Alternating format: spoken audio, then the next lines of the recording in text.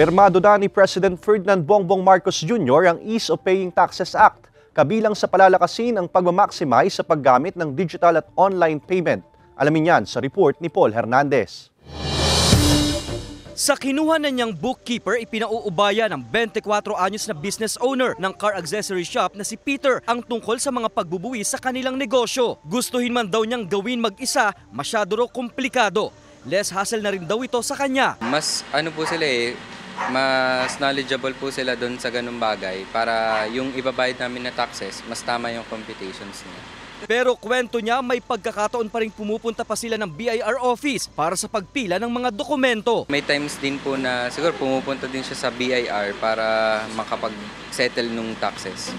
Bagay na gusto na ring malimitahan ng kasalukuyang administrasyon. Pinirmahan na kasi ni Pangulong Ferdinand Bongbong Marcos Jr. bilang batasang RA 11976 o ang Ease of Paying Taxes Act na nilalayong mas gawing simple ang proseso ng pagbabayad ng buwis sa mga small at medium enterprise. Sa ilalim nito, palalakasin ang modernization ng tax administration at pag-maximize sa digital transaction. Ayon sa BIR, pagkakataon ito para mapalawak pa ang paggamit ng online banking sa pagbabayad ng buwis. May nakalagay pa doon, nabasa ko, parang pag magbabayad ka ng taxes, any authorized agent banks. Ilan pa sa probisyon na kabilang sa pirmadong batas ang bagong tax reforms at pag-amyenda sa National Internal Revenue Code of 1997. Ika-classify na rin sa bagong batas ang mga taxpayer bilang micro, small, medium at large. Patataasin na rin ang halaga sa mandatory issuance ng resibo sa customer o kliyente sa kada benta at pagbibigay serbisyo. Magkakaroon na rin ng opsyon ng taxpayer na magbayad ng Internal Revenue Tax Removal sa city at municipal treasurer. Bahagi ang nasabing batas ng 8-point economic agenda ng Marcos Jr. administration.